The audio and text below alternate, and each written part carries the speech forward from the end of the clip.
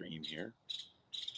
If you haven't seen one of my streams before, thanks for checking it out. If you're looking at it in arrears, thanks for doing that. I'm going to adjust the camera here because I don't have like a well-established workstation.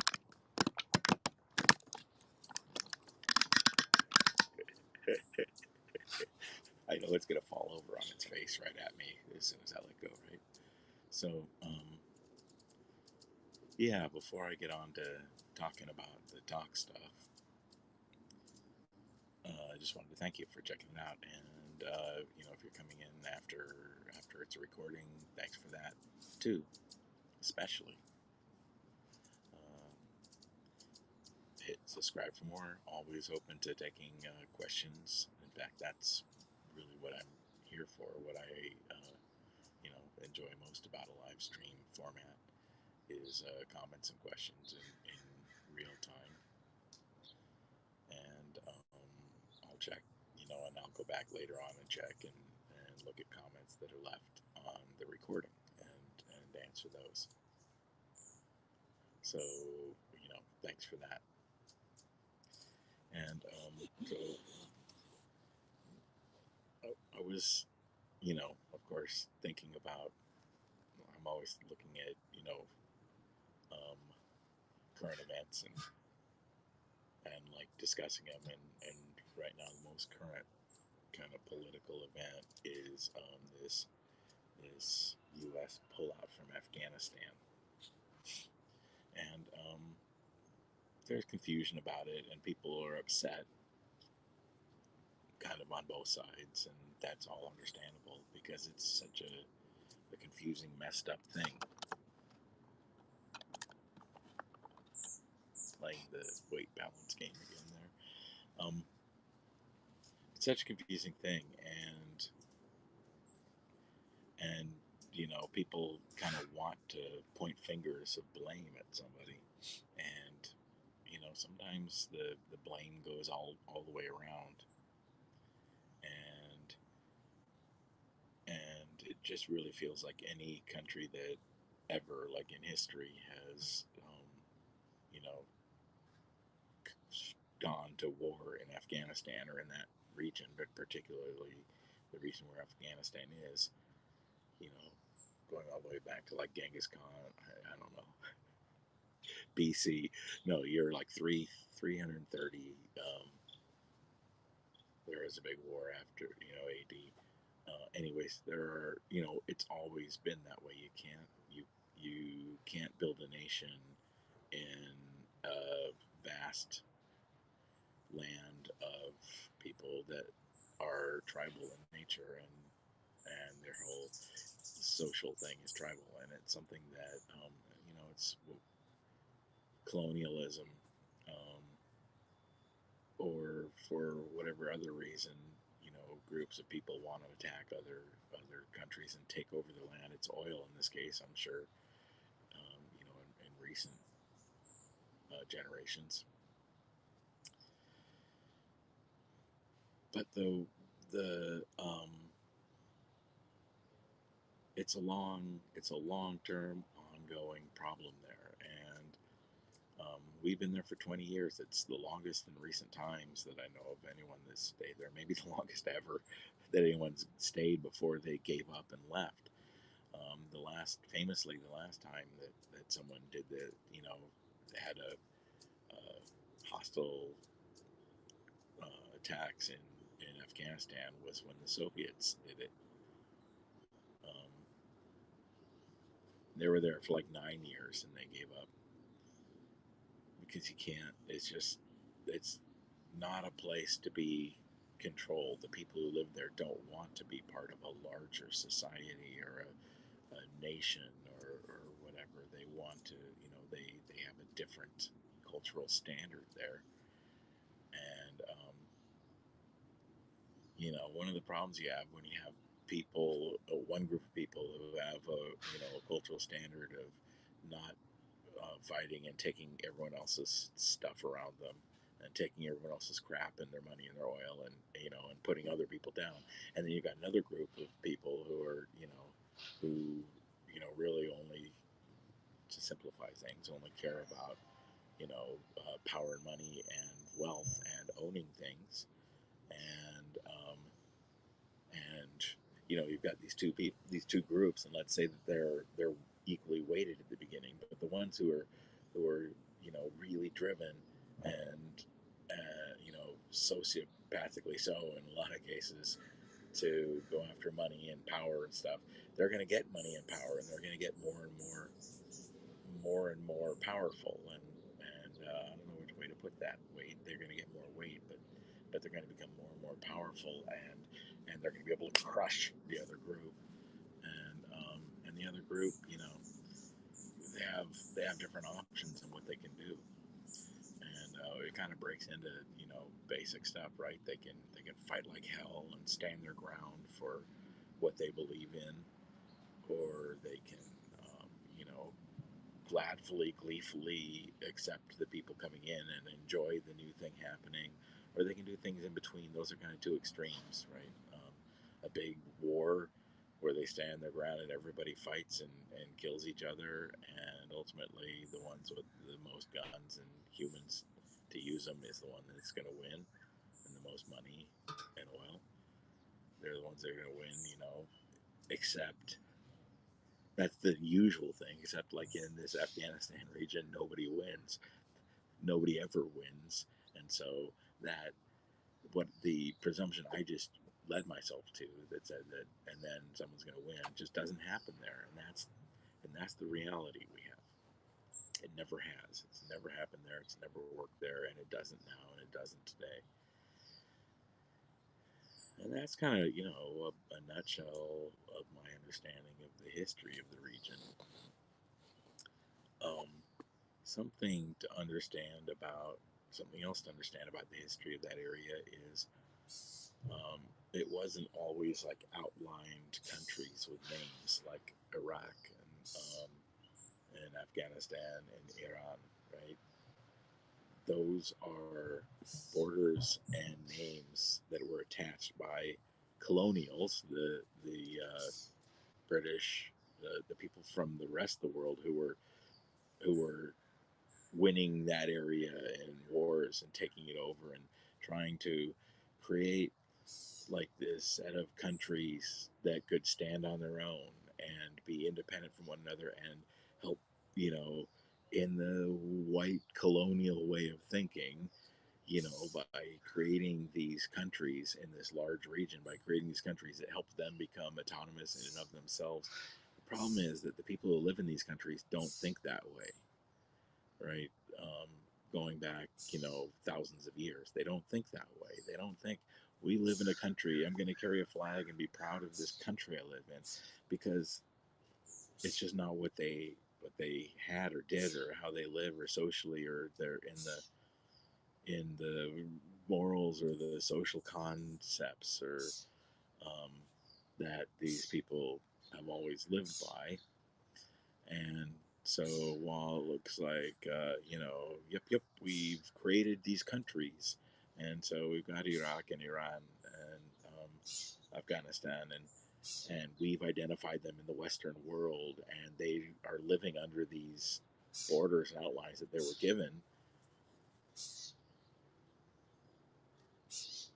but they don't seem to really care about it. And I don't mean that in a negative way. I don't mean that there's a reason they should care about the fact they live in a country that is outlined and it says Iran on the label that they live in. As far as I understand it, they care about their village and their general community and the well-being of everybody outside of that, but it's centered on their portion of the world, and that really makes sense. And because there are so many of these villages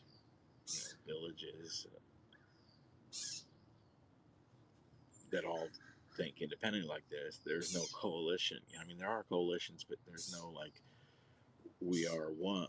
We're all one thing.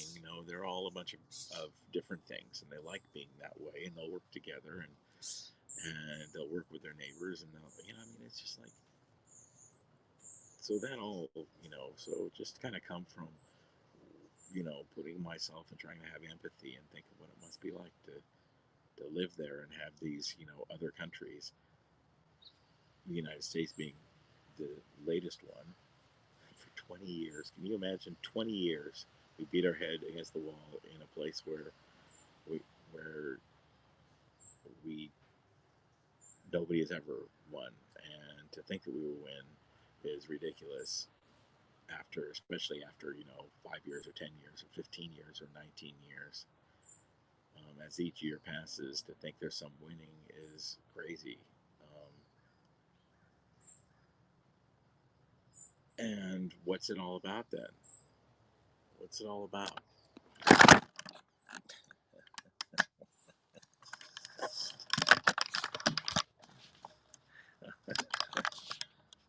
Oh my lord! Let me fix this. I've got the phone in a stand that isn't meant for this, and I forgot. It's not weighted on the bottom. And I just reached over to, I don't know, touch something, and it all fell over sideways. So that was exciting. So, so where was I? I was talking about how the U.S. Orioles. Look, the Orioles are coming. They've been around. There's one sitting on that orange feeder.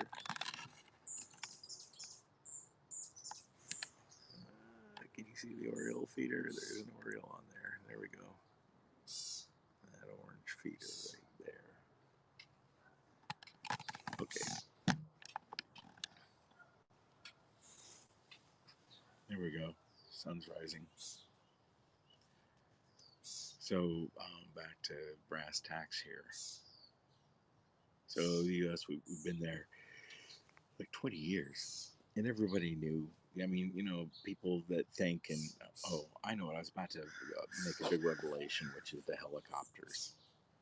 Um, there were in that whole area, Afghanistan area, the helicopters are Russian helicopters that everybody used or uses. I think in part because the Russians left a lot of stuff behind after their 9-year war over there. They just gave up and left all their stuff behind, and I don't know. And they had left just like what we did, what we're doing right now. When they left a lot of equipment, and they had trained a bunch of people, a bunch of Afghan soldiers to fight, proxy, just like we did, and they gave them weapons and guns and helicopters and everything. And then when the Russians left, I mean, as the Russians were there, the same stuff happened. The people that they were training were selling guns and ammunition to the other side, to you know the Taliban, and the same thing that was happening while we were there for 20 years is that the stuff we were training them with and setting 300,000 of their troops we've trained, and we had an army stood up.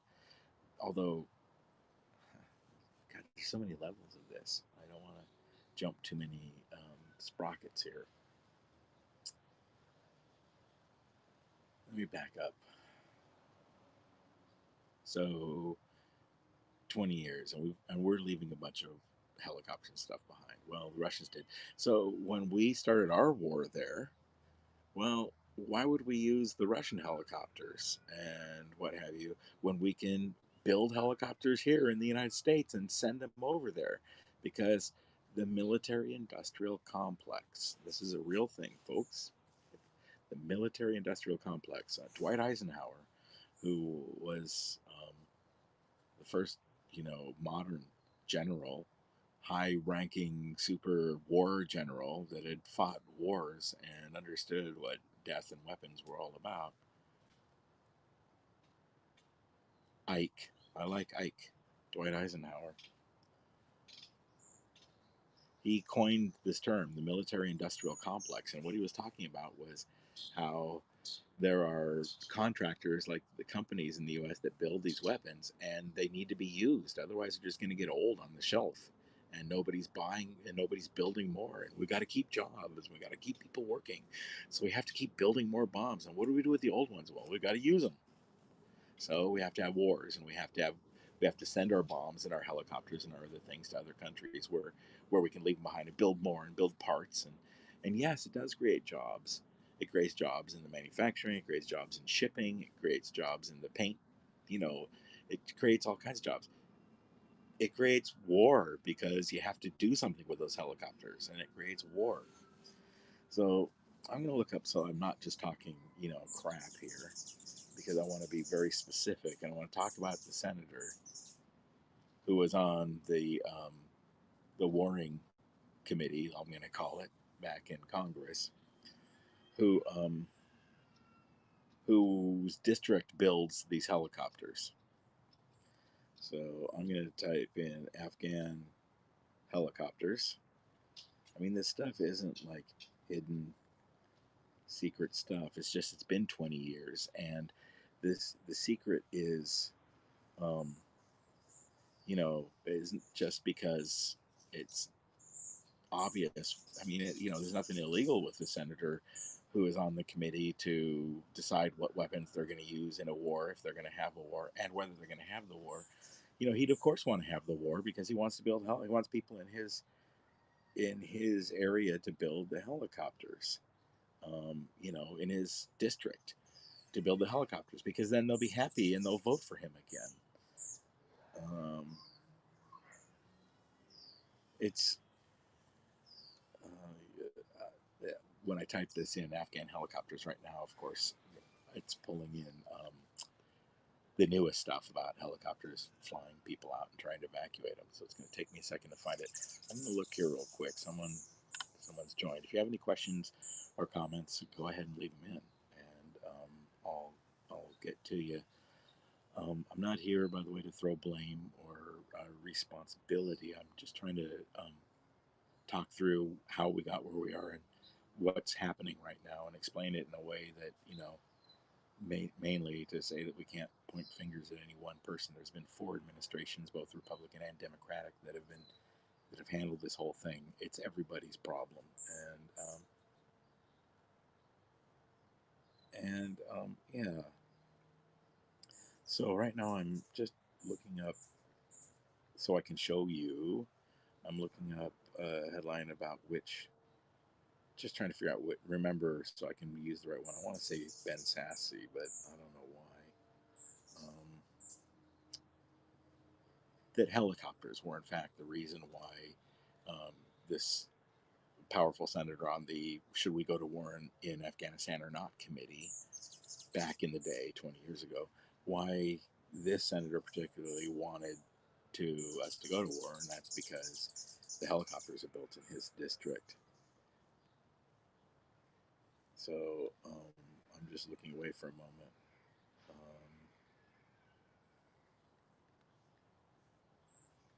While I type in some keywords here. Helicopters for Afghanistan, made in U.S. And of course, all the bullets and the guns and everything else that we send over there, the weapons of war, are things that are made in the U.S. And if they're not being used somewhere, there's not people making more. And so we need the people who manufacture weapons and all of the accoutrement around them need to have them being used somewhere. And so this is the military industrial complex that Dwight Eisenhower talked about in the 50s. Now, Eisenhower, I mean, you think that a war president, a guy that was a war general, would come in and president and be all, fight, war, bad stuff. But Eisenhower is the guy that, set up the interstate freeway system. The reason we have freeways that run and highways that run across the whole country, state by state, that interconnect and all have certain standards, is because of Dwight Eisenhower. He was a turned out to be a smart and thoughtful guy who did things for the greater good.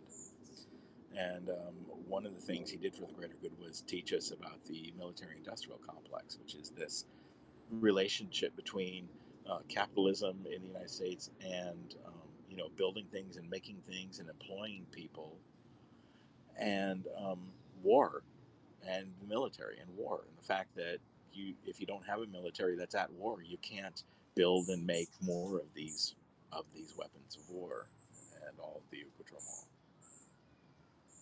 Um,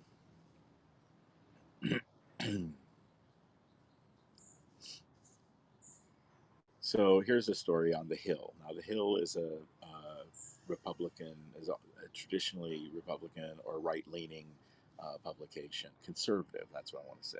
The Hill has always been a conservative publication, and I like to look, what I'm doing because I am on the left of the political spectrum, progressive for sure. And so, but what, and a big difference between people on the way left and the way right, or the further you get, is the more you want to help everybody, the big group. When you get more left, you want to help everybody with policy and ideas, and the further right you get, it's more about me, me, me, in my experience. And so, um, I digress. So the Air Force, for decades, the Afghani service, all the military in Afghanistan flew Russian-made Mi-17 and Mi-35 helicopters. Just so y'all can see, I'm just reading straight from a headline from The Hill. There are lots of other sources for this type of story. I haven't even proofread this to know where it's going, but I have a pretty good idea. I know where it's going because it's the story I want to tell you, which is finding the senators maybe who made this choice and made the change. So the thing about the Russian helicopters is they had them because Russia's close, first of all, and that's part of why Russia wanted Afghanistan to start with, in to be in control of the Afghanistani military and everything, because it's a buffer. Um, and we're getting into the Warsaw Pact and NATO, and that's a whole different set of things. But if you want to figure out a little bit more why Afghanistan is important to the Soviet Union and to Russia, it's because it's the buffer between the um, Western world and the East. I want to say the Eastern world, but the Soviet world. Okay, so the Russian helicopters are close and easy, and they run well in the dirt and the sand. Back to the story. These aircraft were well suited to high altitudes and dusty terrain of Afghanistan. Afghan pilots and technicians knew the helicopters well, right? So that's why the Afghans have always used Russian helicopters for those reasons and more. When the United States started building a new Afghan military after 2001, that's 20 years ago, Afghan commanders and officials said they wanted more of the Russian birds. The Department of Defense started buying them, and so the U.S. was buying these Russian helicopters. Then in 2012, Congress imposed a ban on using military funds to buy any helicopters from Russia.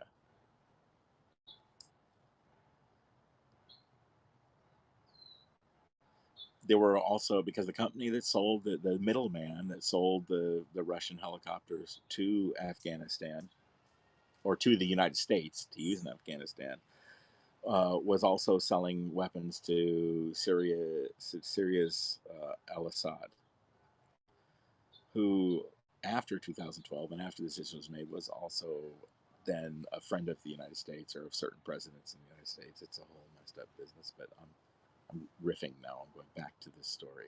If you have anyone watching, welcome. If you have any questions or comments, feel free.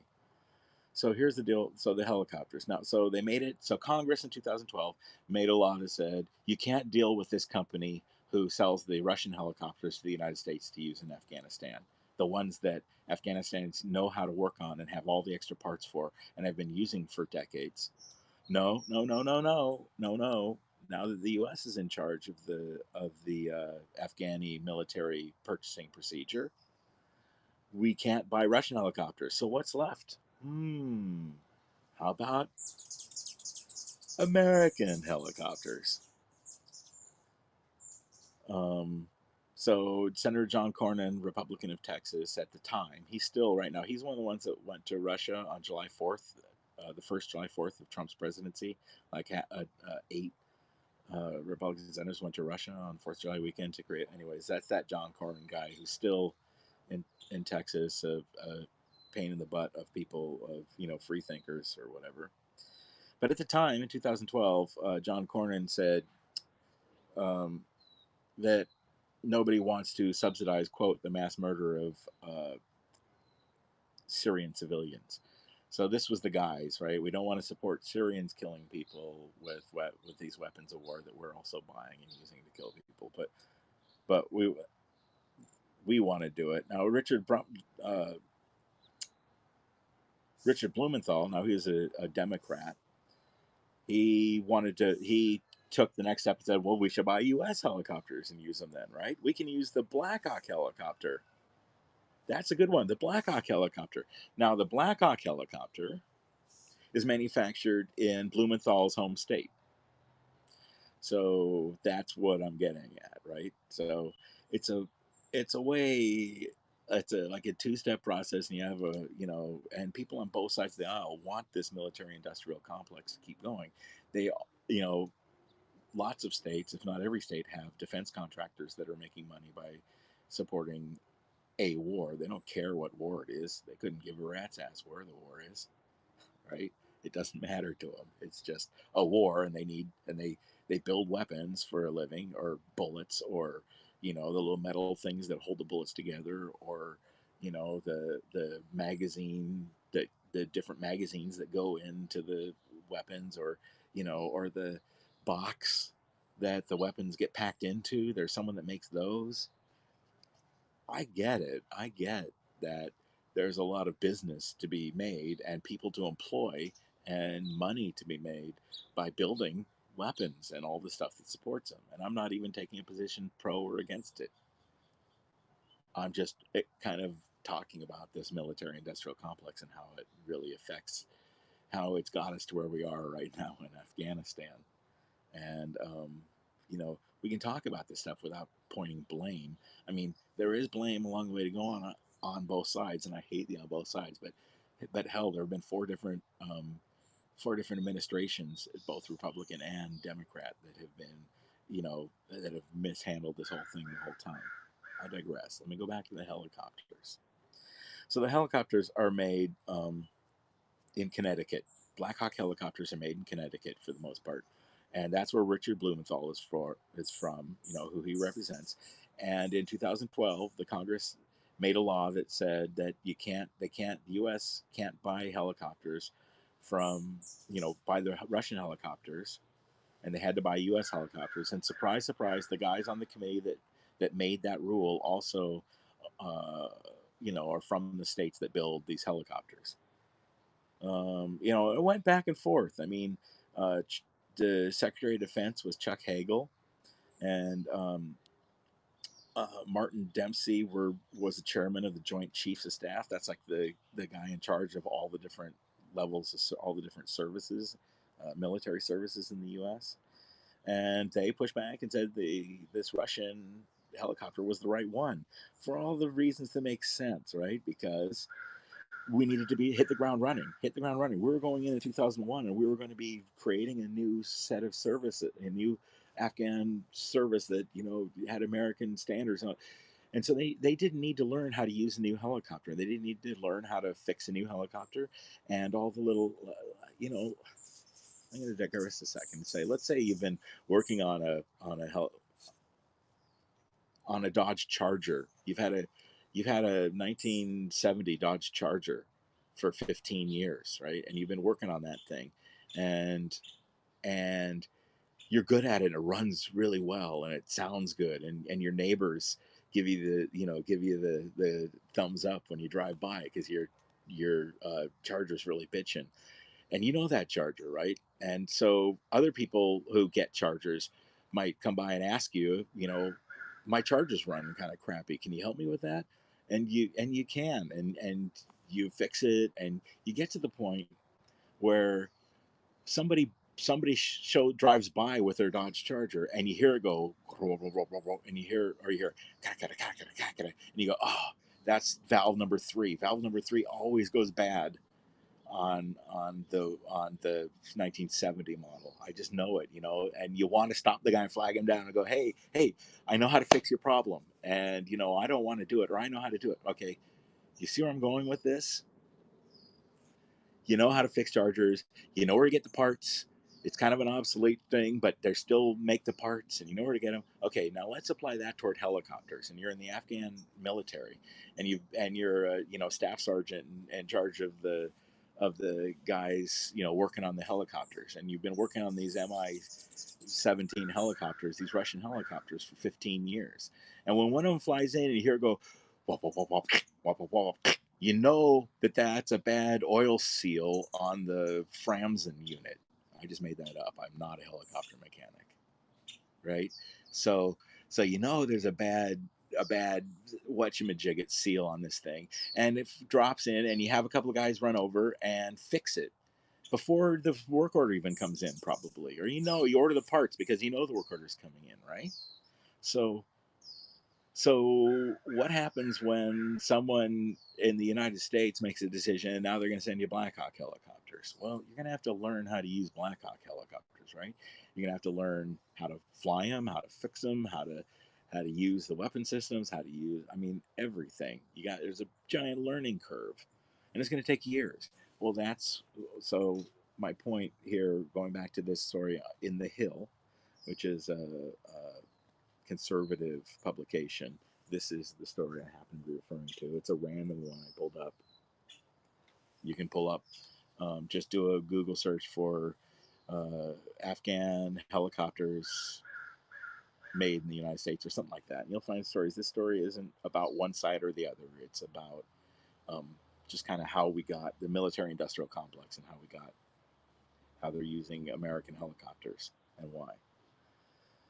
So the guys on the Should We Go to War committee voted yes, we should go to war. And they also are the guys that represent the states that make these Black Hawk helicopters and other weapons of war.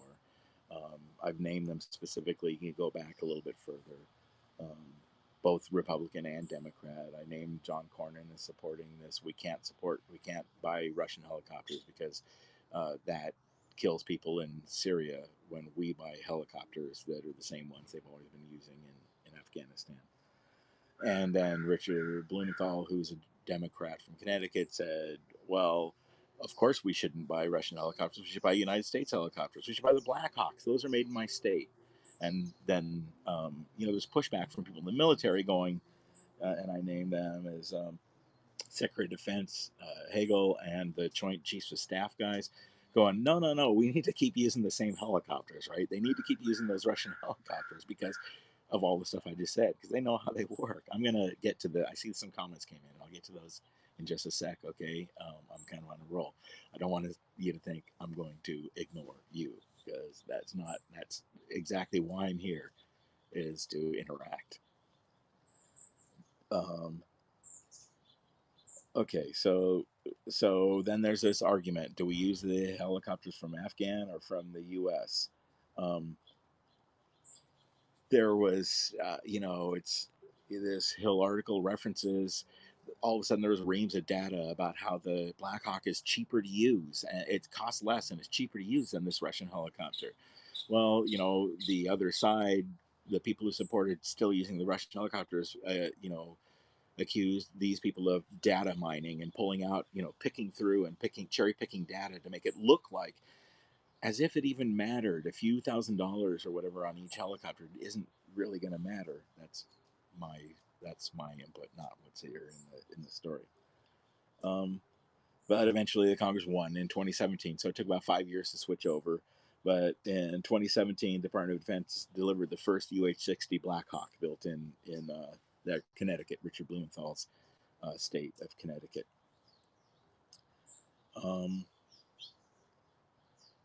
And then adding Brazilian and American-made other airplanes and stuff. So, I mean, it goes on to say how many were going to be purchased and stuff like that. There's lots of other. Let me turn this off because I'm not talking about it right now. There's other data points and stuff, but you get my point. Is that this military? I just picked a helicopter because it turns out. I mean, the helicopter was kind of the it's a big ticket item, and it's what they used. Both sides, Republicans and Democrats, used as a pawn to, should we start sending over American-made stuff to help support American troops and American companies, it's an understandable argument. If we're going to be killing people over there with bullets, we might as well be using American bullets because Americans can work. And so you get where I'm going with that. I know I've kind of beat this drum for a few minutes. Anybody want to ask questions or talk about the military industrial complex part of it? I'm open to that. I'm going to go look at comments right now. Chad, hello. Hello to everybody. There's some comments from Edward. Taliban is bleep for thinking they won the war. Just for them to show up. I don't believe how many people actually were hiding in the numbers of people that are from Taliban. Yeah, the numbers and stuff, we just don't know, Edward, right? Right? We don't know. We don't know, right? We know what we've been told. We know that that's unreliable.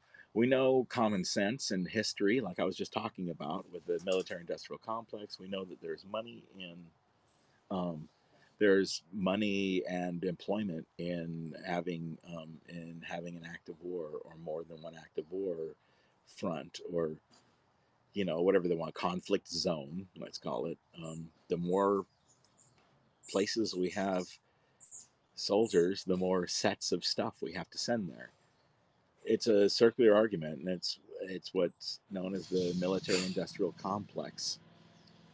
Um, that Dwight Eisenhower back in the 1950s identified. Now, he was a general, a well-decorated war general, and they elected him as president, and he did, he had a perspective. His perspective was, war is bad. It's about, companies making money, and we shouldn't do it. So, there's a question for Chad. The war has been going on since Bush's dad was president, and that's right. There's background noise now because the gardeners are coming in. I hope it's not drowning me out. Tell me if it is drowning me out, because I'll go inside. It's just such a nice morning out here. So yeah, we've had I think 4 different administrations now that this war's been going on. Wait, no, it's not Bush's dad. Let me go back. I got distracted. I'm sorry, Chad. I got distracted by the noise and talking about whether I should mention the noise or not.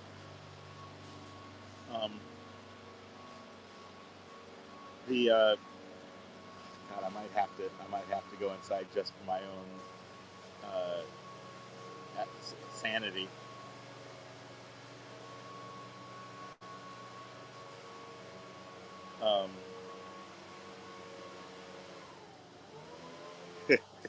Bear with me. Bear with me.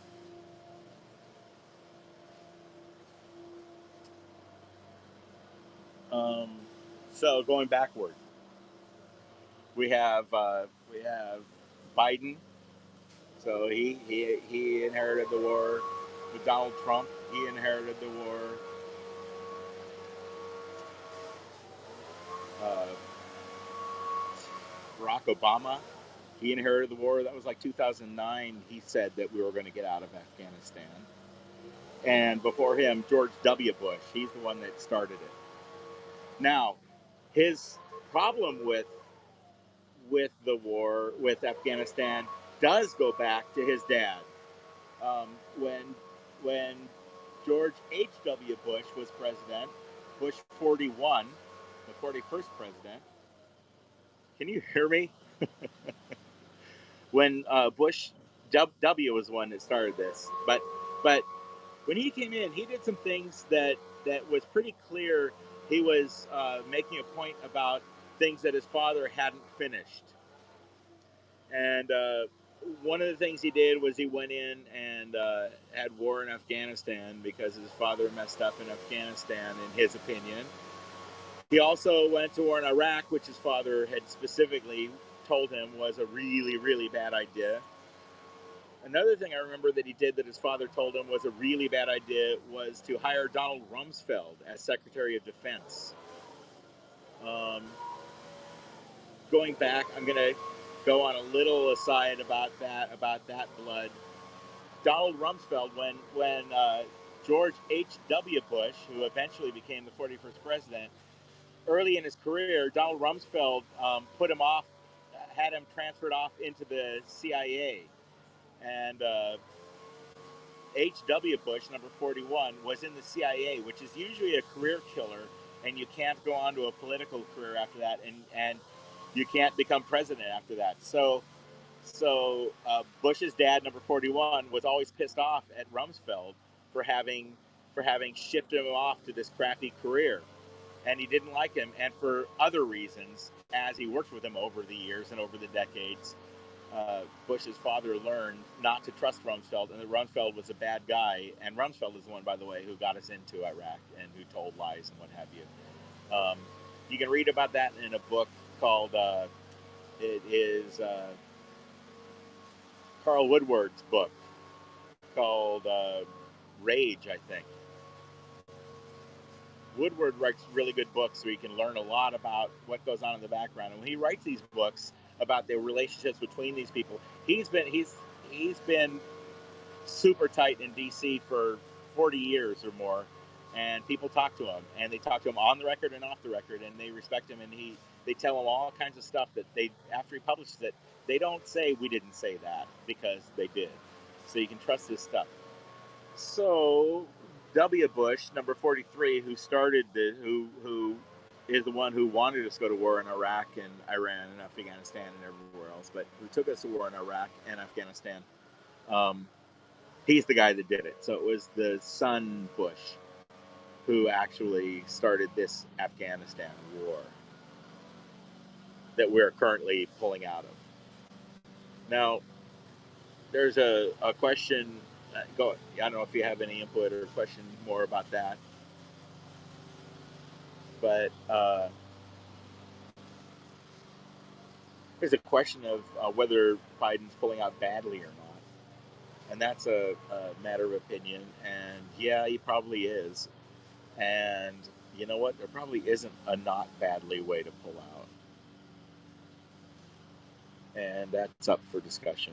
And I don't even really like to, I mean, I could form an opinion on that, and it would basically be, I don't think there's a good way out. And after 20 years, you might as well pull the plug and get the hell out fast. Now, here's a whole nother aspect I want to talk about, okay? That's the why Biden feels comfortable pulling out right now, or why he feels he has to pull out, and why he's kind of backed into a corner. And I'm going to start that with a video of Donald Trump about a month ago. And let me find it. I don't have these queued up. I don't have notes and video stuff ready to go. I'm just winging this stuff. I'm not reading from a teleprompter or anything like that. Saddam is a really good example, and that actually goes. You actually kind of, Chad mentions, he says, I know they put Saddam in charge, and then the U.S. captured him.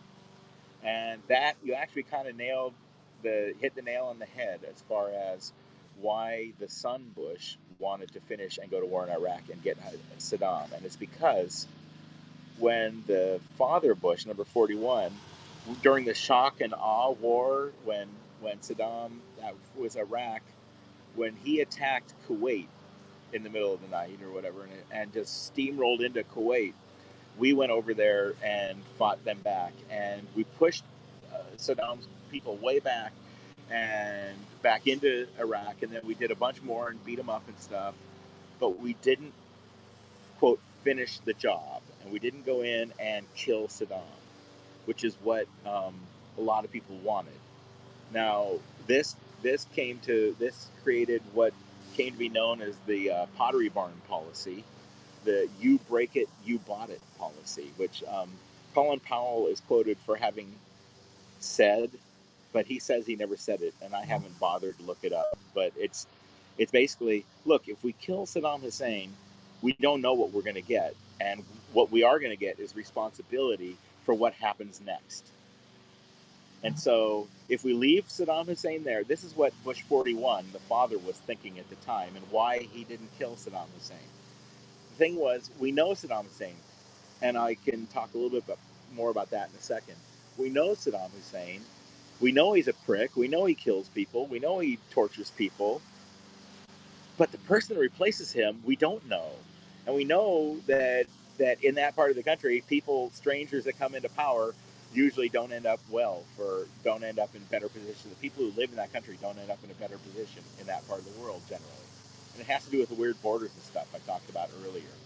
If you want to go back to the beginning nether regions of this broadcast. So the bottom line is, Daddy Bush didn't kill Saddam, and Baby Bush W went in, and he was pissed off about that, and he wanted to kill Saddam, and so he eventually did. And that's kind of the nutshell of how that works. Now, Saddam, why did or didn't we kill Saddam? Well, we knew him. We put him in power decades earlier. We were selling him weapons, and then we were mad that he was selling weapons to Iran, and then he was buddy, but we knew him, and we knew how he interacted with Iran, and that was for our benefit because we could watch what was going on. And if some stranger went in, we wouldn't know. And Daddy Bush, going back to Rumsfeld sticking him in the CIA, Daddy Bush had a CIA background. He understood what spycraft was. He understood how much information you get from people in that way. He understood how that all works. And so he wanted to leave Saddam there because they already had people working for Saddam who were telling them everything and stuff. And they didn't want to have to reinvent that wheel. So Daddy, knowing the CIA and being a spy at heart, wanted to leave that in place. And the son didn't like that. He thought it made the father look weak. And so he hired Rumsfeld, who his father told him not to hire. And they went to war in Iraq and Iran. So that kind of brings back and I think wraps up the Saddam and Iraq part of the Bushes and why this how it relates to Afghanistan and what have you. I was about to look for a video from Donald Trump, who I hate to promote, but I sure wish that these gardeners weren't here right now, right this very second, because I have to play a video and you guys have to hear it. Welcome everybody, if anybody who's here watching live right now, by the way, and anyone who's watching in arrears, thanks for coming. I'm open to any questions or suggestions, and that's really what I'm here for, and what I enjoy. So I'm gonna set this up. I'm gonna set up this video here, and then I'll just kind of hold it up. Like I said, I don't pre-plan these things. I just kind of look this up, and let me turn up the volume all the way. And let me stall for a second while I wait for the gardeners to stop actively weed whacking like 8 feet behind me. See that wall right there? On the other side of that wall is a green belt, and it's about 20 feet wide. And it doesn't even go all the way through. It just literally runs the length of our property, and it goes out to the street. And they come. What day is today? It's Monday, right? They usually come Wednesdays, anyways. Que Suppressa. They're here the very moment I'm talking. Okay, um, so to set this up, I'm shifting over to why we're leaving, why President Biden decided that we're going to go ahead and just pull out, and I'm not going to justify the way it's happened. It seems like literally a lot of the troops left in the middle of the night one night from certain or a bunch of bases, and that's pretty sleazy and shifty, if you ask me. I'm not sure what would have been better. I'm not sure if he announced it, it would have led to a bunch of bloodshed beforehand, and then they would have pulled out when they said anyhow, maybe. So, it seems shifty and sleazy to leave it at, in the middle of the night for the most part. It also seems like maybe it might have been, a good idea. I don't know. I'm not making that judgment call. Again, I'm about to show a video, and as they're moving away now. So right. So there's but The reason I think that Joe Biden felt comfortable going ahead and pulling the plug and making the call is because of things that were done during the last administration. I want to make this clear. I am not blaming Donald Trump for Afghanistan. I'm not blaming Donald Trump for America wanting to get out of Afghanistan. I'm not blaming Donald Trump for wanting to put more weapons of war into, to buy more helicopters and bullets to put in Afghanistan because it makes the people who make them happy. I'm not pointing fingers at Donald Trump for anything other than this specific one little piece, which he is about to tell you about in his own words. That's from this is a video off of The Hill again. It's a conservative publication that you can pretty reliably look to uh, for stuff that's not like left leaning, but if anything, it's right leaning. And yeah, so while they're going away and slowing down the noise, I'm going to set up this video. In early 2020, in early 2020, more than a year ago, Donald Trump um, was pushing really hard to end the war in Afghanistan, which I supported because I wanted to end the war in Afghanistan. So Donald Trump was pushing to end the war in Afghanistan, and he was doing stuff about it. Whether you agree with the stuff he was doing about it or not is up to your own, your own beliefs and thoughts. I have my own about it, and while I liked what he was doing, I didn't like some of the stuff he was doing about it. And let me nutshell some, and then I'll talk about them more after the video. Gosh darn it! I thought the helicopters I was going to say they're lawnmowers or weed eaters, but they sure sound like helicopters to me right now. So nutshell, then video, and then longer discussion. How's that sound? Nutshell, in early 2020, Donald Trump was pushing and angling and making moves to get out of Afghanistan. He sent Mike Pompeo, the Secretary of State, and Mike Pompeo sent other people, through the chain, to negotiate with the Taliban to stop the war. Um, Part of the negotiations included the Taliban doing a ceasefire for, I want to say, 90 days, maybe it was 30 days, that the Taliban would do a ceasefire while the Trump administration had high-level talks with them about stopping the war. I'm getting into the details really deeply, aren't I? Okay, I'm just waiting for the lawnmowers to leave again, just so everybody knows. So he sent Mike Pompeo. Mike Pompeo sent people to Afghanistan to negotiate an end to the war. Good thing, right? Right. Well, I just learned this morning, and this is kind of one of the things that prompted me wanting to do this stream. I just learned this morning that, and I can find a video to show you that from reliable sources, that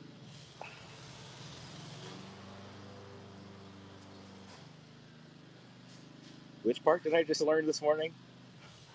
I'm getting so excited I'm forgetting what I'm talking about. So, okay, so Mike Pompeo sends people over, and they have, and part of the negotiation is to let 5,000 prisoners go. 5,000 of the Taliban prisoners. So, so Pompeo sends people over to meet with the Taliban and negotiates releasing 5,000 prisoners, or tells the U.S. to release 5,000 prisoners. By the way, among those 5,000 prisoners is the guy who's now going to become the president of the Taliban president of Afghanistan. I shit you not. This is the story I was reading this morning. It was a picture of Mike Pompeo meeting with this guy who's now going to be the Taliban president of Afghanistan. It was them meeting back in 2020. So Mike Pompeo releases 5,000 prisoners, meets with one of the prisoners who's now going to be the president of Afghanistan, and sets up a meeting to come to Camp David, to bring the Taliban to Camp David in the United States, to have high-level meetings, to negotiations to stop the war.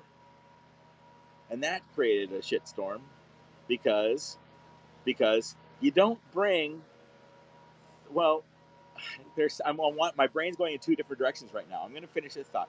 You don't bring terrorists or leaders into the United States to give them, by bringing a world leader who's never been in the United States to the United States, you give them a world platform. You are legitimizing them. That's why no leader ever brought Kim Jong-un from North Korea to the United States. That was always the golden ring that Kim Jong-un wanted, was to come to the United States, and that's what they held over his head to never make it happen. That maybe it would happen someday, and that was what they thought was keeping him in check. So let's go back to the Taliban, right? So here's the whole thing: is that during this negotiation process, so they wanted to bring him to Camp David. Now I can go back and find a story real easily about Camp David. Let me do this after I show the video of Trump, because I've got it queued up. Find news stories of the time, and there's so many. The problem with the fire hose of crap that was coming out of the Trump administration was that there was so much going on all the time that everything got lost after a day or two. But the country was outraged about Donald Trump planning to bring the Taliban to Camp David, to have a big powwow that he could have on TV and get political points for it, and it just didn't make sense. Oh, thank gosh, the helicopter. Lawnmowers have stopped. Okay, so it didn't make sense. Now here's the other side of that coin: is that Mike Pompeo did not invite the Afghan government to be part of this negotiation. Okay, so when Donald Trump wanted to stop the war in Afghanistan, he chose to speak with the Taliban, to elevate the Taliban, to bring the Taliban to the United States, and he never included the Afghan government in the talks or in the process. That's what I read this morning in several publications. That blew my mind. That's what blew my mind. Was that in, in Trump's negotiations to to end the war in Afghanistan, they never bothered to include the Afghan government in the talks. Talks never happened, and they never came to Camp David. Too much pushback from even the most right wing of people were adamant that was never going to happen, and it didn't. Here's the video.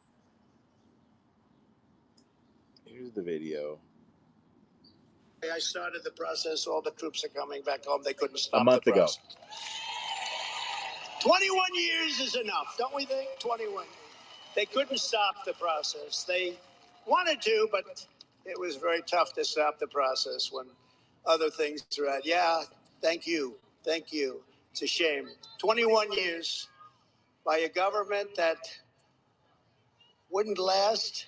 The only way they last is if we're there. What are we going to say? We'll stay for another 21 years, then we'll stay for another 50. The whole thing is ridiculous. So we're bringing our troops back home from Iraq.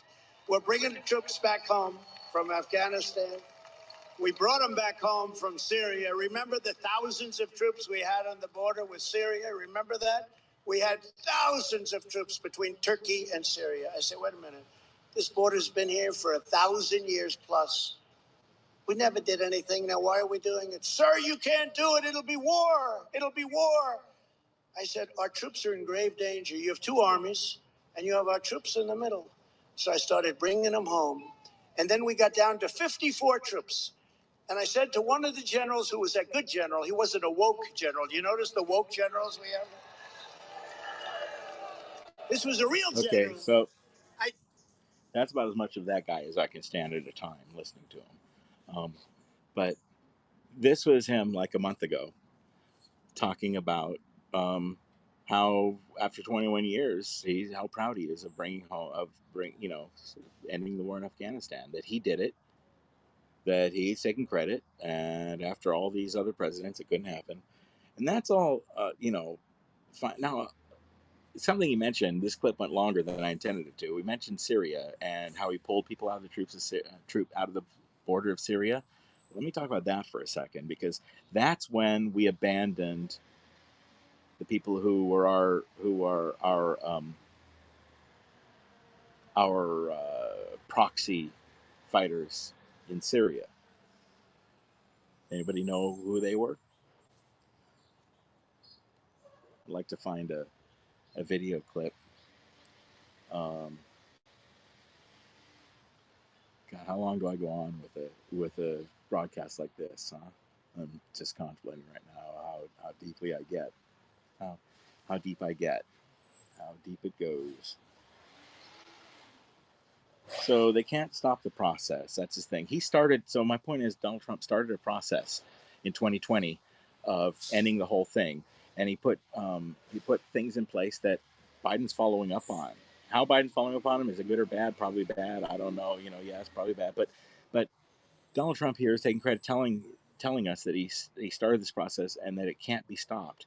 And here we are now, and Biden is following through with the process, and it's stopping. And I'm just showing that there's not a single person or administration to blame for this. That it crosses many administrations and many you know and many policies and groups and such. I'm gonna look up another quick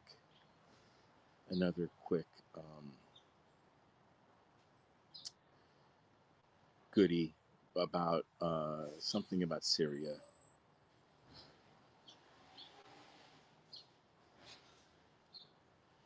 So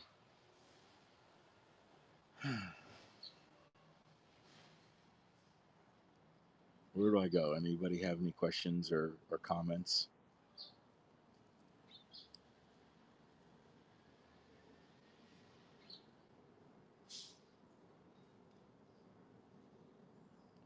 Looking at a couple of headlines here just to get myself back on track.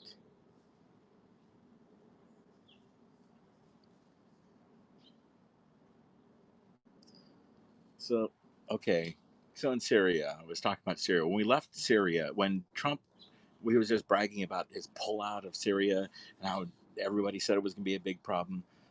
Well, that left the Kurds. That's when we abandoned the Kurds, right? We made the Kurds open the prison that had all of the ISIS. So the Kurds were our proxy fighters in Syria in that area, and they were the ones actually dying on the soil there on behalf of us, and we were giving them the weapons and supporting them and everything. So when Donald Trump was just bragging about how he pulled out the troops and everyone said it would be a big problem, well, it was a problem for the Kurds, right? Because the Kurds were the ones that we'd been there supporting. It's basically the same thing that the same people right now are blaming Biden for and chewing his ass for doing. The same thing that they're really chewing Biden for doing right now is exactly what Donald Trump did in Syria, that he was just bragging about, that people were cheering. Um, and when he did that, the Kurds were the ones who were guarding the prisons that had all the ISIS fighters in them. So the Kurds couldn't support those prisons anymore, and so all the ISIS prisoners got out. And so Donald Trump let all the ISIS, through his actions, all the ISIS prisons were opened, and all the ISIS prisoners came out. And that's when there's a resurgence of ISIS in Iraq. And I mean, it's just a shit show, right? So when they're and I'm going to take this next level. And another thing that happened was yesterday the Republican Party, the RNC, removed a web page from its website, and it was the page that talked about how the Republican Party supports Donald Trump withdrawing from Afghanistan as soon as possible. And it touted why it was important to screw, just like he did in Syria, when I just talked about, where he just pulled out the things and screw the Kurds, that the Kurds be damned. This webpage on the Republican website until yesterday talked about screw the Afghanis be damned, we need to pull out. And now that they want to blame Biden and say Biden's a bad guy for doing it, they pulled down the website. Let me see if I can find that website. Oh, while I'm at it, here's here's an important video that talks about this is Mike Pompeo himself. I wouldn't have let my 10-year-old son get away from this kind of pathetic blame shifting.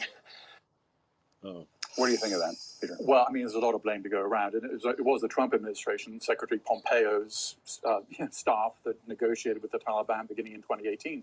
And they did a rather crucial thing that I think has been part of the failure here, which is they excluded the Afghan government from the negotiations.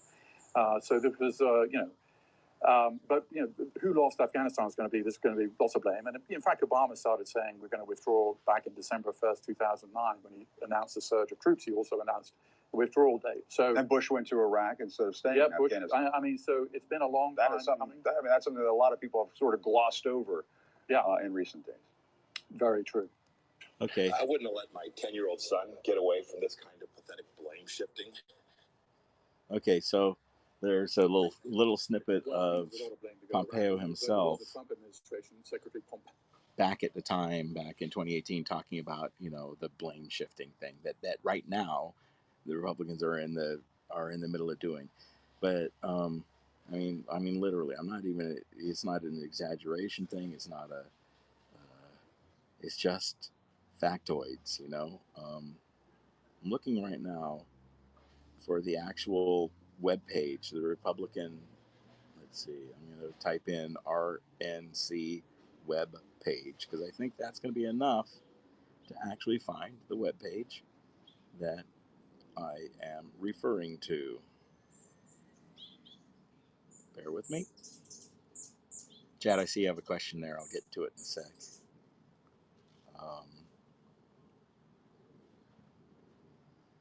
Come on, let's see the web.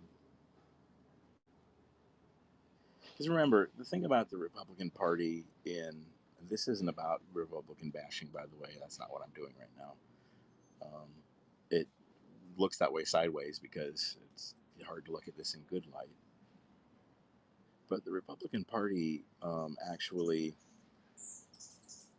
their platform and their whole web platform for 2020 election was identical. It literally was the identical platform they used in 2016. In fact, they didn't even take the words Obama out when it was referring to the bad administration. They were, the platform in 2020 talked about the previous bad administration as if, and it even used the name Obama. So it was really poorly done. Let's see if there's a snapshot in this. Anyways, you can look up. I don't have to show it to you. I just wanted to do it for fun.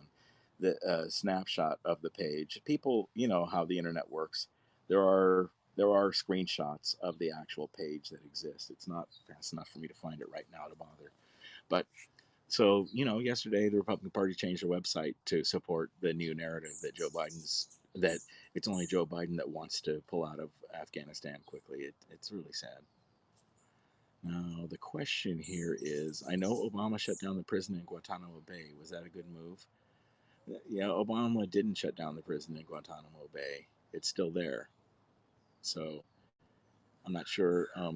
He stopped actively putting people into that prison and started scaling it down. He tried to shut it down, but there was so much pushback from conservatives who at the time were still, kind of fit into that conservative mold that they had painted, that they had this fake container they created called conservative that, was still ostensibly about saving money and doing things responsibly for making decisions for the betterment of everybody responsibly. Conservatism at that point was labeled as being pro-family and not knee-jerk, but well thought out, well planned decisions, and being careful with money and lowering debt and paying for any new policies and lowering taxes for everybody. And that, there were these talking points they had for 40 years, and it was just a container they'd built. And those of us who or aware enough to have paid attention to what's really happening in the background knew that Donald Trump broke that container, and now it was like the basket. I guess it was the container must have been a basket, and it was a basket of deplorables, right? So these are the same people that were there at the time, though, and when Obama tried to, they're the same people. They've just been let out of the bag, right? So during the Trump presidency, it became okay to just say, I'm a shitbag that wants to kill kids, right? That, or a pedophile that likes to screw kids. And kind of either one of those is perfectly fine in the Republican political stratosphere right now. That's really sick and sad to say, but I'm dead serious. Both of them at Matt Gaetz right now. I mean, I could name, I'm not going to, I could name four people active lawmakers in DC right now who are under and or aides very close to them who are high in their political thing that are right now under investigation uh, or being have been arrested for sexual predatory behavior with minors. And that's all. It's just I go there because it's this group. I mean, it doesn't seem like a conservative value to me, right? But it's just been let out of the bag. So let me go back to Guantanamo, which was the question, and that is, Obama wanted to shut down Guantanamo. It was part of his. It was one of the pledges that he made during his campaign that he didn't keep, along with gay marriage right away. Eventually it happened, but he didn't. The gay community wasn't real happy with Obama for quite a while because I mean there were people that weren't. Obama didn't do everything he said he was going to do. Guantanamo was one he tried to do, but there was so much political pushback from conservatives that it just there was no way it was going to happen. It was the fear mongering about Obama's going to put Saddam Hussein in the he's going to rent out your bedroom to Saddam Hussein, and the same conservative media bubble who has done what they're doing to us over the last 5 years was doing it back then too. It just wasn't as blatant. The basket hadn't been dumped. So, yeah, I think it was a good move to wind down Guantanamo. There's, as far as I know, there's still one or two people who were always there, who are still there. And there's a bigger question about Guantanamo Bay because it's not just a prison that it's not just a prison that we stuck people in for decades without even charging them with anything or giving them a trial or anything. Let alone a trial, but without even charges, just put him in a cage out in the sun, out in the desert, on a desert island. But Guantanamo is more than that. It's the Marine base that is our foothold in that part of the world. It's where the United States has a foothold right on the Cuban island, right in the communist part of the world. We actually have a foothold that's accepted that people didn't really think about, but this Guantanamo about putting political prisoners there that aren't ever going to get charged, that brought a lot of uh, sunlight and shame on the whole thing. So were they ever going to close down Guantanamo 100%? I don't know. Are they ever going to? I don't know. Is it a good idea to? I don't know. I think that it may not be a bad thing to have a footprint with you know, where you can listen to what's going on in that part of the world. It's a different discussion, a different argument, I think. I just wanted to bring up that when you mention Guantanamo Bay, that even that is multi-level. But yeah, I think it was a good move that Obama said he would and then tried to um, shut down the weird political prisoner system that we had in Guantanamo.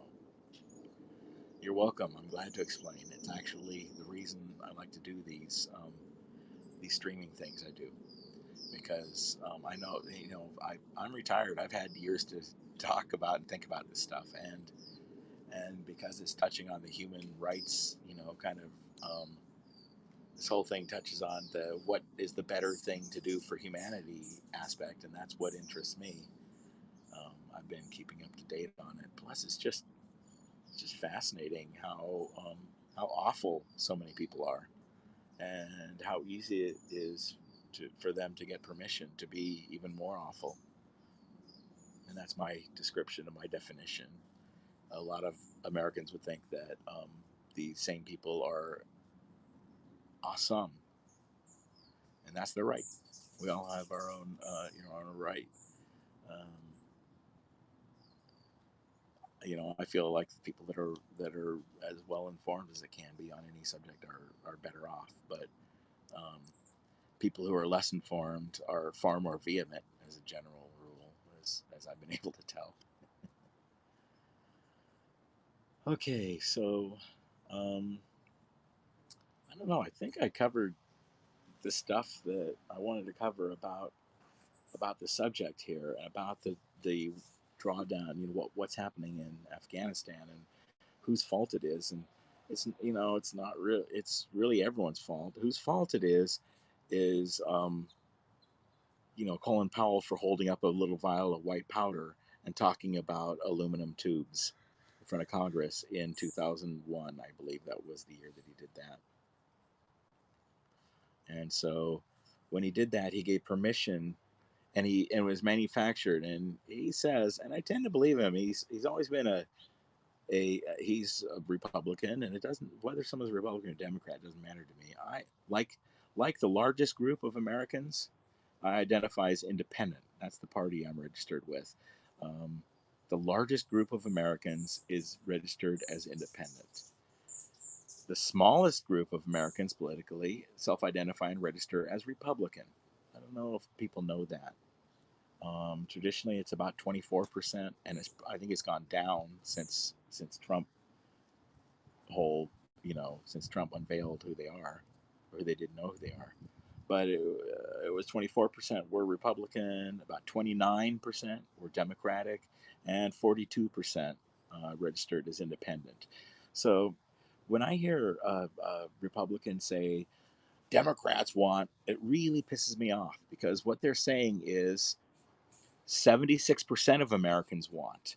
Because when they say Democrats want, they're also saying independents want, but they're not saying it. They're just ignoring us.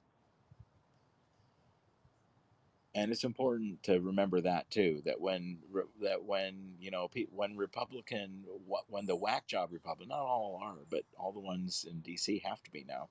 But when the really whack job ones get up and say half of Americans want this, they're full of shit. What they're saying is Republicans want this, and Republicans at their best day represented 25% of Americans, or one quarter of Americans. Okay, so when you hear a Republican say half the country wants X, what they're saying is 25% of the country wants X, and they're lying sacks of shit who have just doubled the numbers. Because Republicans aren't half of Americans. Now, a bunch of it, I'm not saying that independents are all think like Democrats, because a lot of independents vote for Republicans. You have to vote for one or the other, right? I've voted for Republicans in the past. I can't anymore because they've unveiled themselves as what they are. Chad says, is thanking me for because they don't teach this in school, or not even thanking me, but I'll take it as the thanks. They don't teach this in school, and I don't think in future generations. Well, I think he hit a nail on the head there. Um, we in the United States don't teach the future generations about the past that we don't like to talk about. Um, a real good example among the same group of Americans, the same deplorable group, is the fact that we never learned about slavery, really, or how blacks were treated in the United States.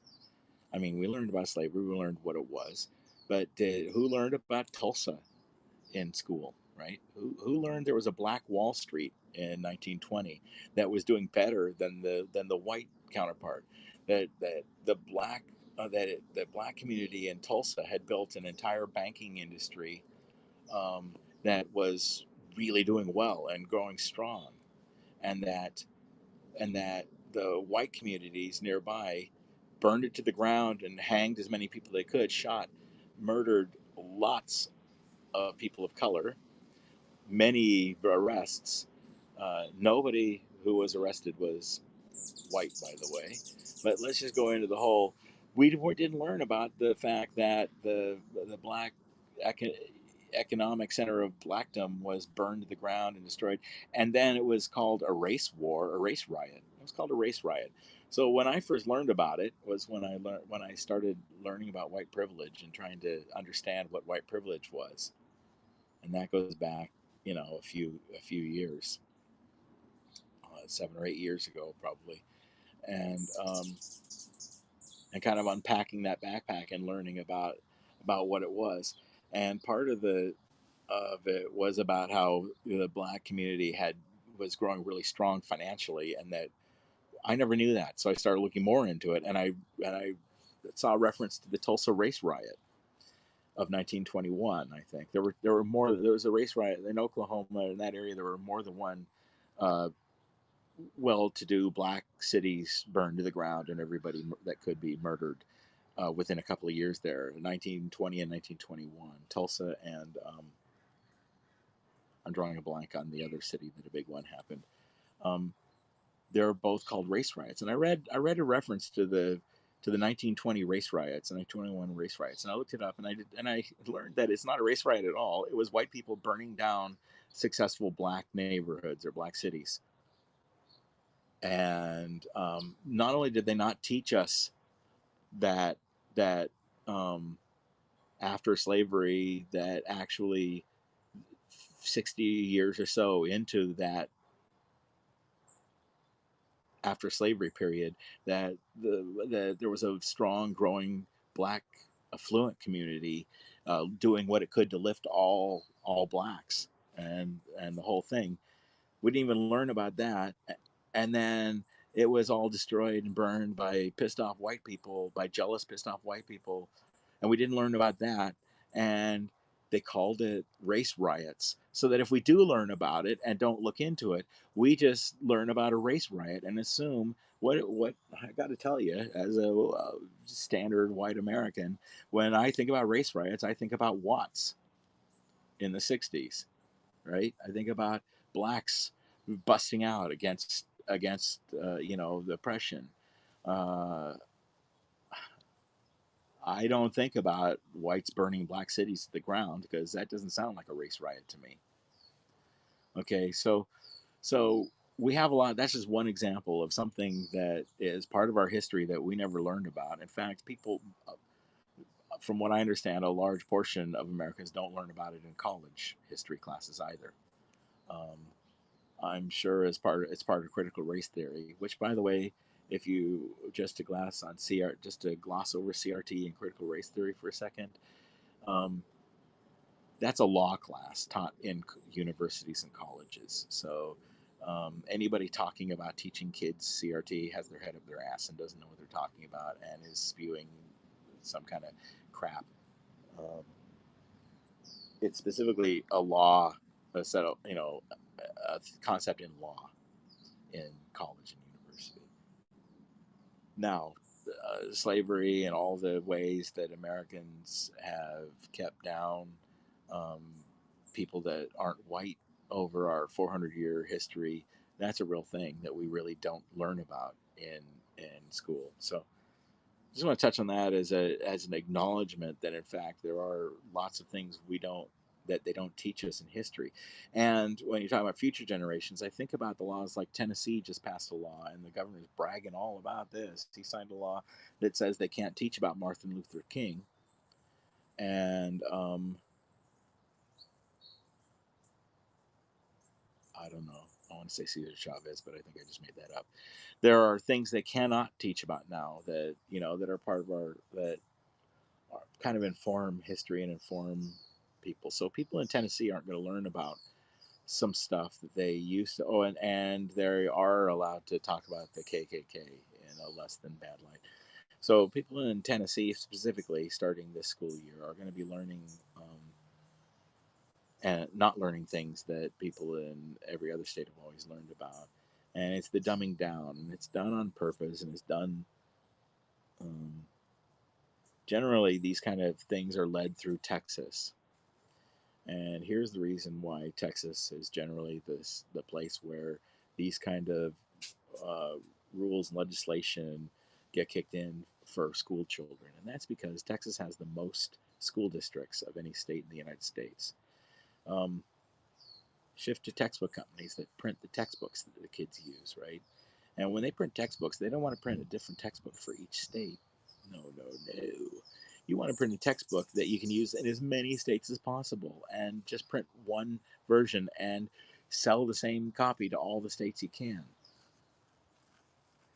So if you're doing that and you want to print one textbook, which state do you have approve all of your textbooks before you publish them? Which state do you turn to get the buy-in of the school districts? It's Texas, right? Because if you get Texas to approve your textbook, that you can sell to the state that has you start by having the state with the most school districts. So you got a big built in, and then you got all the other, red states that eat up this stuff. And so the textbooks, I mean, they have to cater to this group. And so the textbooks that all of the country looks at are geared toward Texas. It's a heavy thing to think about. And so stuff that we learned in school, if we weren't in Texas, like we didn't learn about the Tulsa burning down of Tulsa, or the other stuff that's been brought to light today by the 1619 Project. We didn't learn any of that because it was all whitewashed out, literally whitewashed out by Texas for textbooks. Now, there's an argument to be made that these days people use electronic text that can be changed by state to state. There's also research in recent years that shows that California has led another side, and so now textbook companies publish for two sides, the Texas side and the California side. The differences are very subtle, but they're in the use of adjectives and adverbs and calling things like, the bad burning down of Tulsa, Oklahoma in 1920 versus the deserved burning down of Oklahoma. I'm not saying those are real words to use. It's an example of how an adverb or adjective can change the entire way that concept is taught in a school. So yeah, we're not going to learn. There's stuff that future generations aren't going to learn that's being cut out on purpose by design. I want to thank the people that have checked in here and checked it out.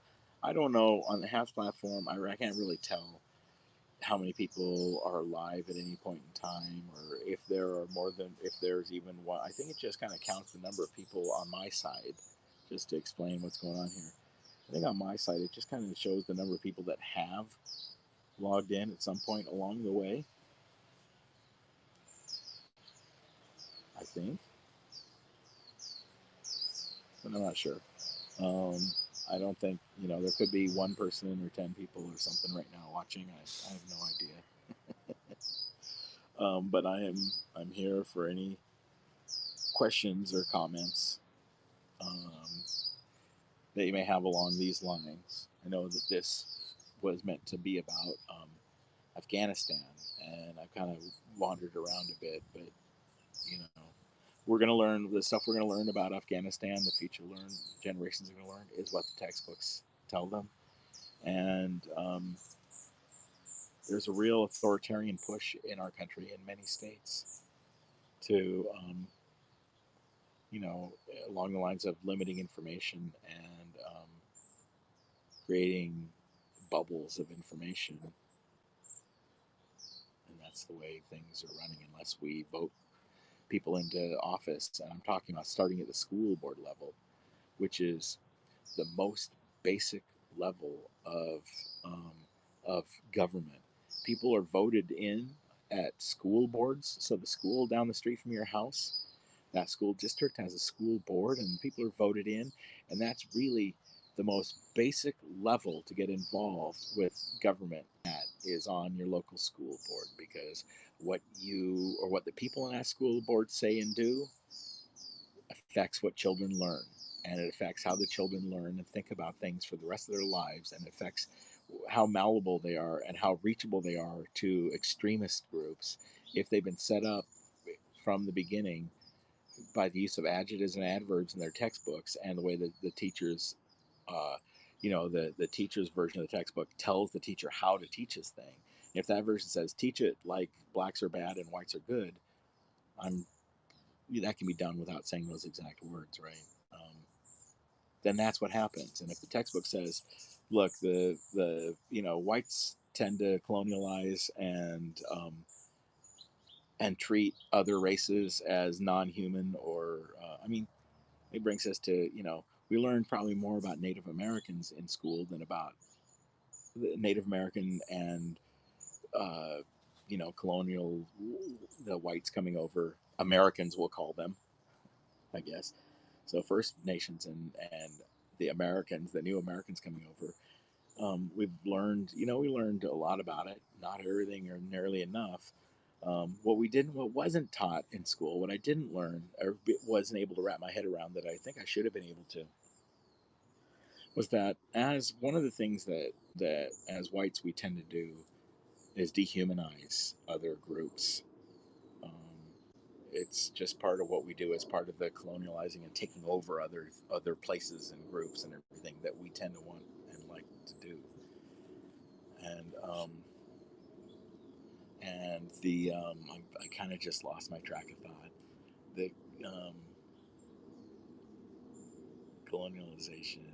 Oh, the fact that when we, and I take enough ownership of this to understanding white privilege doesn't mean that I'm a bad guy or that I'm responsible for it, but my people did this and we're responsible for it, and all we can do is acknowledge it and live with it and share it with everybody else that we know it, and then that's not turning our backs on it, like what I'm about to talk about.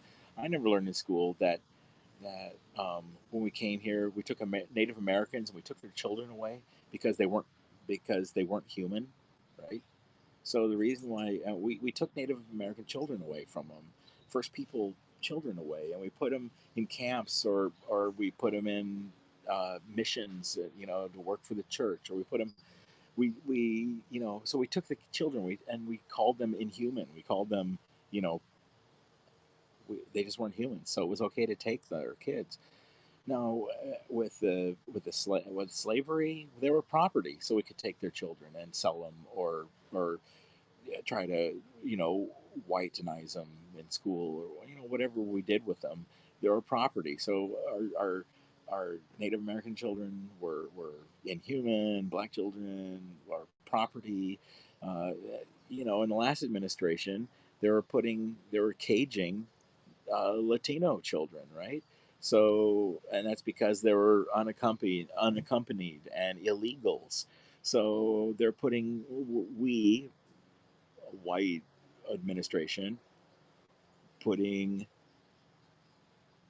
children of color into cages because they don't have parents, and I don't know what it is this time, but it's something that we do. And we have, that if we can acknowledge that and we can teach that to our children, maybe we won't keep doing it again, right? Maybe our children will realize when they see their parents, or they have they see themselves starting to colonize and dehumanize in other peoples that someone can call bullshit at the time, right? Here's Chad's asking a question: does Afghanistan have nukes or dangerous weapons similar to Taliban? Well, the Taliban has all of the weapons that Afghanistan had, and I am not fully aware of all the weapons that Afghanistan has. As far as I know, Afghanistan does not have a nuke. There are no nukes in that genre. Iran is very close, and much closer than they were before Trump destroyed you know, the process, the agreement that had been put in place to slow them down. Iran is going to have a nuclear weapon at some point, unless they decide not to. They were on a road to get it. Obama made an agreement that slowed them down. Trump threw it away, and just to because he was such a dick about it, they sped up, and now they're zooming fast. Um, Iraq doesn't have nukes, or they would have launched one against Israel when they were launching the Scuds. That is a reference back to Bush, Daddy Bush 41's war, when he didn't kill Saddam. Saddam was launching these missiles. They're dumb missiles called Scuds. They just put them on a truck and launch it kind of in the general direction of Israel. For those that weren't there at the time. Basically, the weapons that the Afghanistan has, here's the thing: any weapons that we took to Afghanistan and we trained and gave to soldiers there, Afghani soldiers, the Afghani soldiers, a lot of Afghani soldiers, I don't know the percentages, but it's very normal in that culture, going back to other countries that invaded and did the same thing. The Soviet Union, the most recent. They absconded with weapons and helicopters and tanks, and they sold them to the other side because they have to, because they need to survive, because their family is starving. And this person's working in the U.S.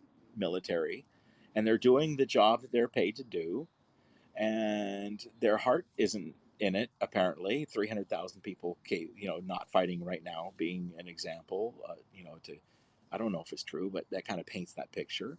Their heart's not in it, and they're just there. They need a job, and the U.S. government is there hiring people to carry around guns and move around, drive around trucks full of ammunition.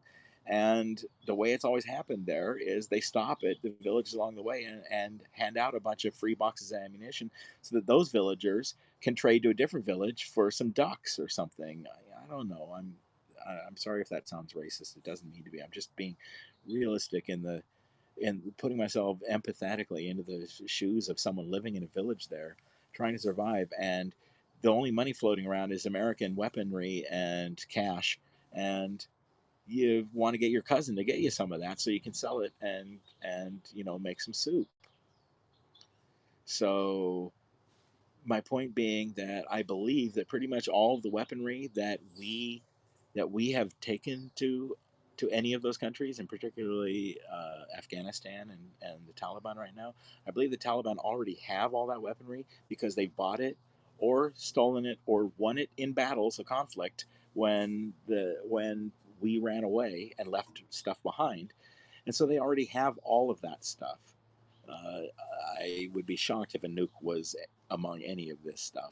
So, answering your question, no, I don't think Afghans have nukes, but I believe that any weapon, dangerous weapon that we, the United States, took or used in Afghanistan, I believe is currently being owned and used by the Taliban against, not us because we're not there anymore, but against the, and that's intimidating. These people in these villages and the people who were in the services who did work for the United States, who then disappeared overnight or whatever. So now they don't have a job, but they still have a bunch of weapons they had at home and stuff.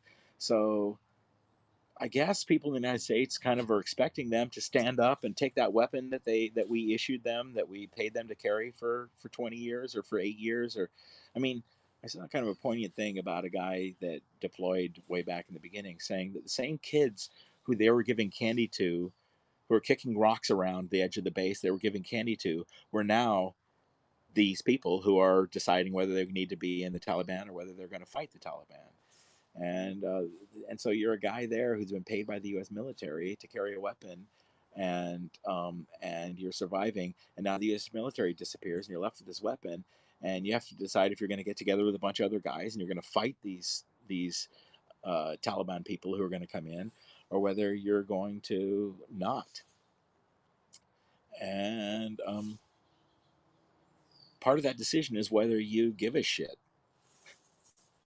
And if they don't, and they're fine with the Taliban, other than I understand there's a real, I'm not saying Taliban is good, and I understand it's going to be horrible for women's rights, and it's going to be horrible. I can make all kinds of arguments why the Taliban needs to be destroyed, and I think that they should be. I don't think that it can be done. Let's be real, right? Because if it could, we would have done it over the last 20 years, or the Soviets would have done it in the 10 years they were there, or Genghis Khan would have done it back in the day. It can't be done. So that's the reality that kind of overshadows this whole thing.